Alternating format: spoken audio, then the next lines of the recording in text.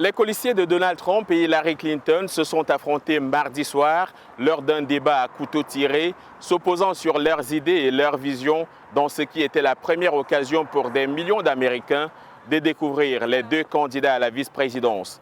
Le débat opposait le gouverneur républicain de l'Indiana, Mike Pence, 57 ans, et le sénateur démocrate de Virginie, Tim Kaine, 58 ans, deux politiciens expérimentés mais peu connus. Selon la chaîne de télévision ABC, environ 40% d'Américains ne connaissaient pas ces deux hommes avant ce débat.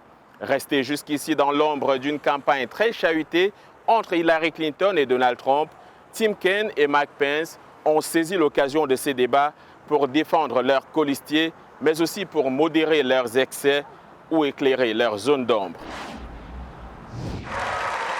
Ce fut un moment rare pour les deux candidats à la vice-présidence, le démocrate et sénateur de Virginie, Tim Kaine, et son adversaire républicain, gouverneur de l'Indiana, Mike Pence.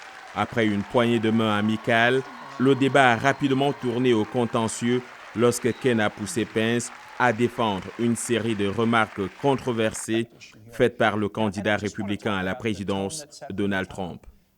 Donald Trump, au cours de cette campagne, a traité les Mexicains de violeurs et de criminels. Il a utilisé plusieurs adjectifs dégradants pour décrire des femmes. La réaction de Mike Pence a été immédiate.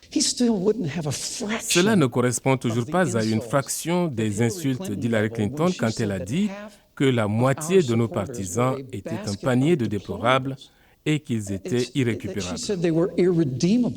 Durant le débat, les deux hommes se sont souvent interrompus, mais pour la plupart du temps, ils ont réussi à garder leur sang-froid. Pence et Kaine se sont affrontés sur la politique étrangère, Pence soutenant que les États-Unis ont connu une faible croissance sous la direction du président Obama. Après avoir parcouru des millions de kilomètres comme secrétaire d'État et été l'architecte de la politique étrangère, l'Amérique est aujourd'hui moins en sécurité. Pour sa part, Kaine a attaqué certaines des positions de politique étrangère de Trump, y compris sur la politique nucléaire. Donald Trump croit que le monde sera plus sûr si plus de nations avaient des armes nucléaires. Il a dit que l'Arabie saoudite, le Japon et la Corée du Sud devraient les obtenir. Kaine a souligné le refus de Trump de rendre public ces taxes. Il a aussi rappelé les récentes révélations sur les pertes qu'ont subies les entreprises du républicain dans les années 90. Le gouverneur Pence a dû donner à Donald Trump ses déclarations de revenus pour montrer qu'il était qualifié pour être vice-président. Donald Trump doit donner au peuple américain ses déclarations de revenus pour montrer qu'il est qualifié pour être président. Pence a essayé de tourner la question des taxes à l'avantage de Trump. Donald Trump est un homme d'affaires, pas un politicien de carrière. Il a construit une entreprise. Ces déclarations d'impôts publiées cette semaine ont montré qu'il a fait face à des moments très difficiles il y a 20 ans. Les deux hommes se sont aussi affrontés sur le terrorisme, l'immigration, les relations avec la Russie et l'économie. Historiquement, les débats des vice-présidents ont eu peu d'impact sur le résultat des élections présidentielles. Le deuxième débat Clinton-Trump est prévu dimanche.